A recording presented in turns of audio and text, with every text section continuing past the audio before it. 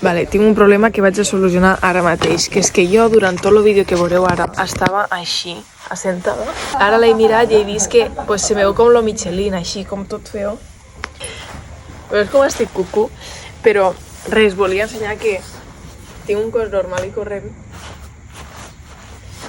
i que... Este vídeo és més per a mi, per quedar-me tranquil·la, perquè veiéssiu que el meu cos és com és, quan m'assento surten Michelins i quan estic dreta pues està així.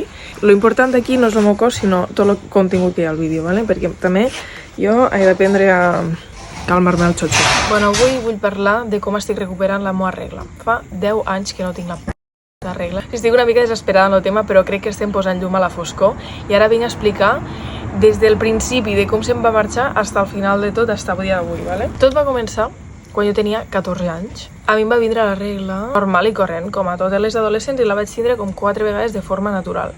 Llavors, jo en aquella edat vaig tindre una parella, va ser una relació tòxica, era ell un psicòpata. El que va passar és que em va trastocar moltíssim, vaig perdre molt de pes, això va afectar la meva regla, les meves hormones, i al perdre tant de pes, el meu cos estava en un estrès i en una ansietat molt forta, va desencadenar en una pèrdua de la regla, en una amenorrea hipotalàmica que es diu. Llavors, jo pensava que això era perquè el meu greix corporal era molt baixet, que això ja està descrit, i que quan recuperaria el pes recuperaria la regla, però mai vaig recuperar la regla. O sigui, jo vaig pujar de pes, però la regla no venia. I vaig estar un any sense la regla. A l'anar a la ginecòloga em va dir, no, és que tu tens ovaris poliquístics, el que has de fer és ficar-te anticonceptives, i el que vam fer als 15 anys és posar-me l'anell vaginal, i així vaig estar durant 2 o 3 anys en l'anell vaginal. Llavors va haver un punt que jo em vaig cansar d'estar hormonada i d'ovular i de tindre la regla de forma artificial, i vaig dir, hòstia, si jo tinc un pes recuperat, per què no puc tindre la regla de forma natural com totes les noies del món?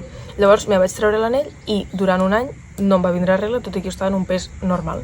Parlant amb ginecòlegs me van dir, no, és que el teu problema és que tens ovaris poliquístics, llavors tu has de portar sí o sí l'anell vaginal, has de fer anticonceptives perquè el teu cos no sap tindre la regla. I dic, que és raro que jo, quan als 14 anys m'ha vindre la regla de forma natural, no vaig tindre cap problema perquè ara no puc, no?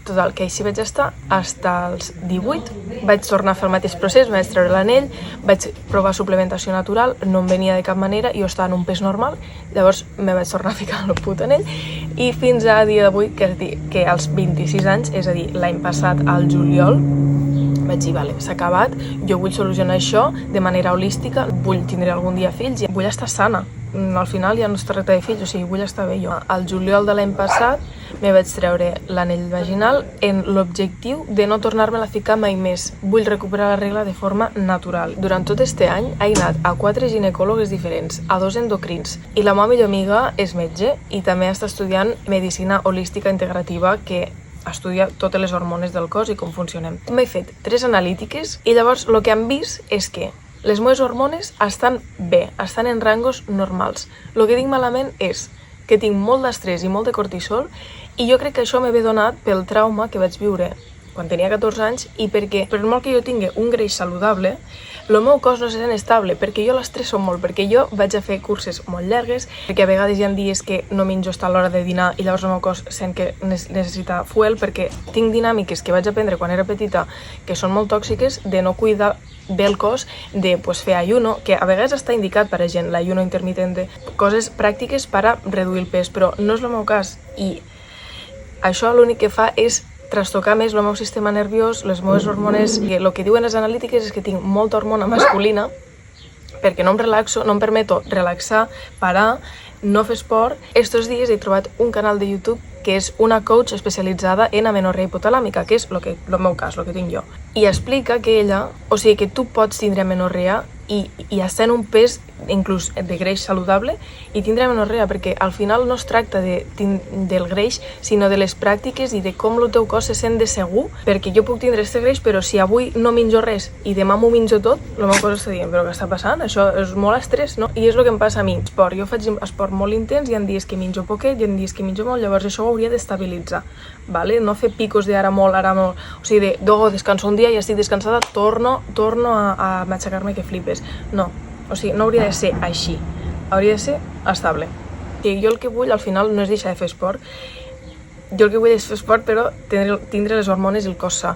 Llavors per això he de passar un procés d'aturar-me molt, frenar, i ara el meu cos ha d'estar com o sigui, he d'actuar com si jo estigués embarassada. Com actuen les embarassades? Pues, cuidant-se molt, reduint molt l'esport intens i exercici físic intens, reduir el córrer, el cardio intens, i fer esports més relaxats, més de respirar, més de ioga, doncs per a baixar el cortisol, perquè al final sí que l'esport ajuda al cortisol i a les hormones de l'estrès, però si fas intens, al final el cos de la dona s'estressa molt i peta, que és el meu cas.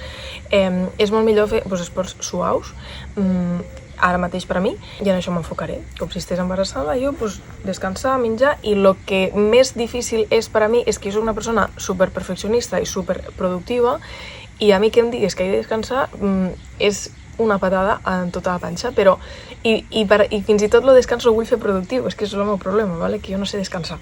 Llavors, continuaré fent esport, però seran esports més de l'energia yang, energia femenina, que és més del respirar, més de l'estar, més del present, de relaxar-se i no tant del córrer i d'aconseguir objectius, que al final és energia masculina yin.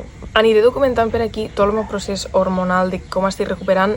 Sí, el que estic fent, els passos que seguiré és no saltar-me cap menjada, per molt, sempre que tingui gana de menjar, descansar molt, no fer esport intens, també fer molta meditació, respiracions per a baixar el cortisol. M'estic prenent com a suplementació ashwagandha, omega 3, vitamina D, magnesi, inositol, i medir-me la temperatura basal cada vegada que em desperto, perquè això també me diu com està el meu cos d'ovulació, que les embarassades ho fan per a saber quin és el dia més fèrtil, doncs jo m'ho faré per a saber també quin és el meu dia més fèrtil, o sigui, si m'està venint la regla o no. Això, a poc és un procés, l'aniré documentant.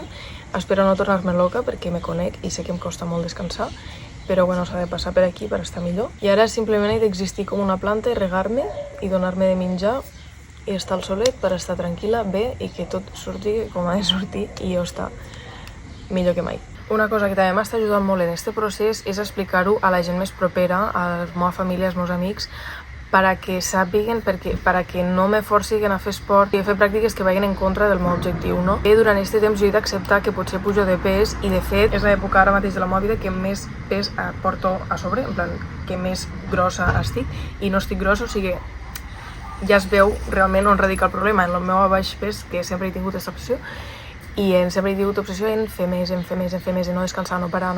Llavors, la meva cosa de sentir que això és un lloc, un temple calmat, que és segur, que no li faig sustos, saps? I que no ha d'estar en defensa, sinó que pot florir, i que és un lloc segur per a crear fertilitat. Per a mi m'està ajudant molt també la meva parella en tot aquest procés perquè ho entén moltíssim i m'apoya molt. Jo tot i veurem grossa i malament, ell me diu que estic preciosa, estupenda. Ja sé que la validació ha de ser meua, però tindre una parella al costat que t'apoya, que diu lo guapa que estàs i tal, ajuda moltíssim a deixar-te anar, a estar tranquil·la, relaxada mentalment. I també a ma mare i mon pare explicar-los el procés i que si em veuen que estic relaxada, que no es pensin que sóc mandrosa i que no tinc ganes de fer res o que tinc depressió o el que sigui, sinó que he de passar per aquí i que m'han d'ajudar a relaxar-me i no pegar-me canya per estar relaxada, bàsicament. I ja està. Espero que us hagi agradat, que algú l'ajudi. És un procés que vull documentar per a mi, però sé que a la resta de gent li ajudarà, perquè així com jo he vist vídeos d'altra gent que també ha passat per el mateix procés, també jo faré el mateix. En plan, jo puc ajudar gent a través del meu procés. Si algú ha passat per el mateix i m'ho voleu ficar als comentaris, jo estaré encantada d'escoltar-vos, de llegir-vos i així mos informem i potser mos ajudem entre nosaltres, vale? Mua!